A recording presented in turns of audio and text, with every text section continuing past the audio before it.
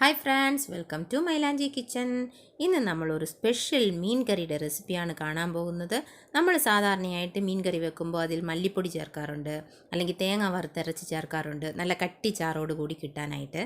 പക്ഷേ തേങ്ങായോ മല്ലിപ്പൊടിയോ ചേർക്കാതെ നല്ല കട്ടി ചാറോട് കൂടിയ ടേസ്റ്റി ആയിട്ടുള്ള മീൻ കറിയുടെ റെസിപ്പിയാണ് നമ്മളിന്ന് കാണാൻ പോകുന്നത്. ഇത് വളരെ ഈസി ആയിട്ട് എങ്ങനെയാണ് പ്രിപ്പയർ ചെയ്യുന്നതെന്ന് നമുക്ക് നോക്കാം. അതിനു മുമ്പായിട്ട് ഈ ചാനൽ ആദ്യമായിട്ട് കാണുന്നവരാണെങ്കിലും ഇതുവരെ സബ്സ്ക്രൈബ് ചെയ്യാത്തവരാണെങ്കിലും ഇതൊന്ന് സബ്സ്ക്രൈബ് ചെയ്യണം. അടുത്തുള്ള ബെൽ ബട്ടണും ഇനേബിൾ ചെയ്ത് വെക്കണം. എങ്കിലേ ഞാൻ അപ്ലോഡ് ചെയ്യുന്ന വീഡിയോയുടെ നോട്ടിഫിക്കേഷൻ നിങ്ങൾക്ക് വന്ന് കിട്ടുകയുള്ളൂ. ഇപ്പോൾ ഇതെങ്ങനെയാണ് പ്രിപ്പയർ ചെയ്യുന്നത് നോക്കാം. ഇതിനായിട്ട് ഒരു പാത്രത്തിലേക്ക് 3 ടേബിൾ സ്പൂൺ അളവിന് മുളക് പൊടി ചേർത്ത് കൊടുക്കാം. ഇത് കാശ്മീരി ചില്ലി പൗഡർ ആയതുകൊണ്ട് ഞാൻ 3 ടേബിൾ സ്പൂൺ എടുത്തത്. എരിവുള്ളതാണെങ്കിൽ നിങ്ങൾ കുറച്ചെടുത്താൽ മതി, നിങ്ങളുടെ എരിവിനനുസരിച്ച് എടുത്താൽ മതി. ഇതിലേക്ക് ആവശ്യത്തിന് വെള്ളം ഒഴിച്ചു കൊടുത്ത് ഇതൊരു പേസ്റ്റ് പോലെ കുഴച്ചെടുക്കണം.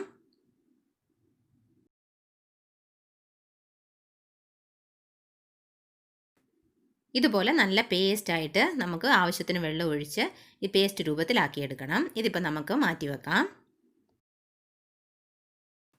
അടുത്തതായിട്ട് ഒരു പാൻ അടുപ്പത്ത് വെച്ച് കൊടുക്കുക. അതിലേക്ക് 2 ടേബിൾ സ്പൂൺ അളവിന് വെളിച്ചെണ്ണ ഒഴിച്ചു കൊടുക്കാം. എണ്ണ നല്ലപോലെ ചൂടായി കഴിയുമ്പോൾ അതിലേക്ക് 1.5 ടേബിൾ സ്പൂൺ വെളുത്തുള്ളി അരിഞ്ഞത് ചേർത്ത് കൊടുക്കാം. ചെറുതായിട്ട് അരിഞ്ഞതാണ്. അതിനോടൊപ്പം തന്നെ 1 ടേബിൾ സ്പൂൺ ഇഞ്ചി ചെറുതായിട്ട് അരിഞ്ഞതും കൂടി ചേർത്ത് കൊടുക്കാം. അതിനോടൊപ്പം തന്നെ ഒരു 10 ചെറിയുള്ളി ചെറുതായിട്ട് അരിഞ്ഞത്, ഒന്ന് വഴണ്ട് കിട്ടണം, അതുകൊണ്ടാണ് അരിഞ്ഞ് ചേർക്കുന്നത്. ചെറുതായിട്ട് അരിഞ്ഞത് ഒരു 10 എണ്ണം ചേർത്ത് കൊടുക്കാം. ഇതെല്ലാം കൂടി നല്ലപോലെ നമുക്കിപ്പോൾ വഴറ്റിയെടുക്കാം. ഒരുപാട് ഫ്രൈ ആയി പോകണ്ട, ചെറുതായിട്ടൊന്ന് വഴണ്ട് കിട്ടിയാൽ മതി. അത്രയും സമയം നമുക്കിതൊന്ന് വഴറ്റിയെടുക്കാം. ഇതിപ്പോൾ പകുതിയോളം വഴണ്ടിട്ടുണ്ട്. ഇത്രയും മതി. ഒരുപാടിട്ട് അങ്ങ് ഫ്രൈ ചെയ്തൊന്നും എടുക്കണ്ട. അതിൻ്റെ ആ പച്ചമണമൊക്കെ ഒന്ന് മാറിയാൽ മതി. ആ ഉള്ളിയുടെ വെളുത്തുള്ളിയുടെയൊക്കെ പച്ചമണം മാറുന്നത് വരെ ഒന്ന് വഴറ്റി കിട്ടിയാൽ മതി. ഇപ്പോൾ ഇതിലേക്ക് 1/2 ടീസ്പൂൺ അളവിന് മഞ്ഞൾപ്പൊടി, നമ്മൾ പേസ്റ്റാക്കി വെച്ചിരുന്ന ആ മുളക് പൊടി 3 ടേബിൾ സ്പൂൺ മുളക് പൊടി, കാശ്മീരി മുളക് പൊടി ആയതുകൊണ്ടാണ് 3 ടേബിൾ സ്പൂൺ. നിങ്ങൾ ഒരുപാട് ചേർത്തിട്ട് പിന്നെ എരിക്കുന്നു എന്ന് പറയരുതേ. ആ പേസ്റ്റാക്കി വെച്ചിരുന്ന മുളക് പൊടിയും കൂടെ ചേർത്ത് നന്നായിട്ടൊന്ന് ഇളക്കി കൊടുക്കാം. ആ പച്ചമുളക് പൊടിയുടെ വഴറ്റി ഒന്ന് ആ പച്ചമണമൊക്കെ ഒന്ന് പോകണം. ഇതിപ്പോൾ നന്നായിട്ട് വഴണ്ടിട്ടുണ്ട്. ഇപ്പോൾ ഇതിലേക്ക് ഒരു 3 തക്കാളി, ചെറിയ തക്കാളി ആയതുകൊണ്ട് 3, വലിയതാണെങ്കിൽ നിങ്ങളൊരു 1-1.5 എടുത്താൽ മതി. അതും കൂടി ചേർത്തൊന്ന് വഴറ്റി കൊടുക്കാം. ഇത് ഒരുപാട് അങ്ങ് ഉടഞ്ഞൊന്നും പോകണ്ട. ആ തക്കാളി ഒന്ന് വഴണ്ട് കിട്ടിയാൽ മാത്രം മതി. ഇതാ ഈ രൂപത്തിലൊന്ന് വഴണ്ട് കിട്ടിയാൽ മതി. ഇത് ഉടഞ്ഞു പോവുകയാണെങ്കിൽ പിന്നെ അത് വെള്ളമായിട്ട് അങ്ങിരിക്കും. അത്രയും ഒന്നും ചെയ്യണ്ട. ചെറുതായിട്ടൊന്ന് വഴണ്ട് ആ മുളക് പൊടിയിലൊന്ന് പിടിച്ച് കിട്ടണം. അത്രയും മതി. ഇതിപ്പോൾ നമുക്ക് അടുപ്പ് ഓഫ് ചെയ്തിട്ട് നല്ലപോലെ തണുക്കാൻ വെക്കാം. ഇത് നന്നായിട്ട് തണുത്ത് കഴിയുമ്പോൾ നമുക്കിത് അരച്ചെടുക്കണം. ഇതിപ്പോൾ തണുക്കട്ടെ. മൺചട്ടിയിലാണ് ഞാൻ മീൻകറി വെക്കാൻ പോകുന്നത്. അതുകൊണ്ട് ഇപ്പോൾ ഒരു മൺചട്ടി അടുപ്പത്ത് വെച്ച് അതിലേക്ക് 2 ടേബിൾ സ്പൂൺ വെളിച്ചെണ്ണ ഒഴിച്ചു കൊടുക്കാം.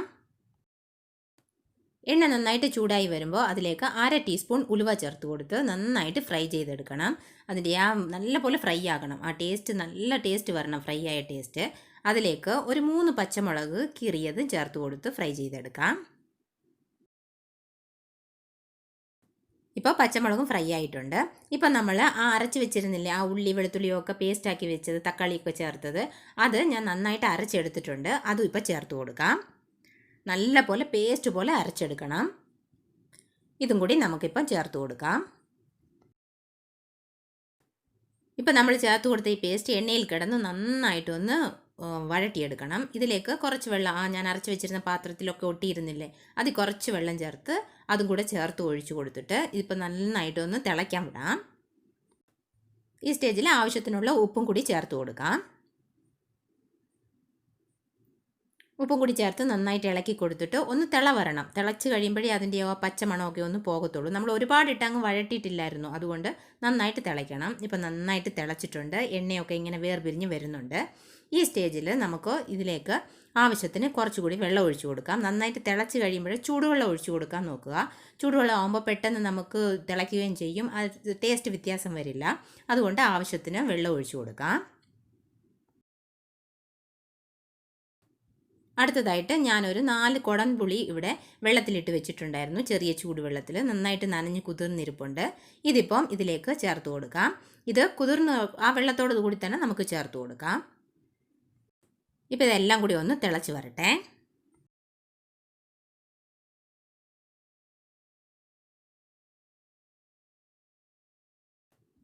ഇപ്പോൾ നന്നായിട്ട് തിളച്ചിട്ടുണ്ട്.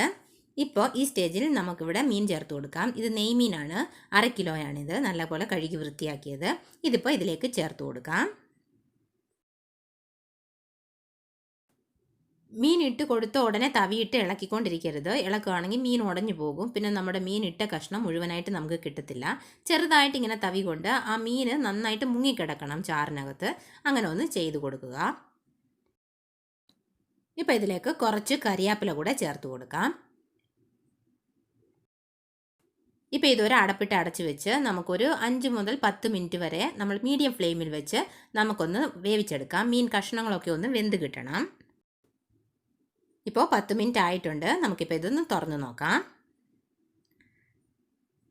നന്നായിട്ട് എണ്ണയൊക്കെ തെളിഞ്ഞ് വന്ന് തുടങ്ങിയിട്ടുണ്ട്.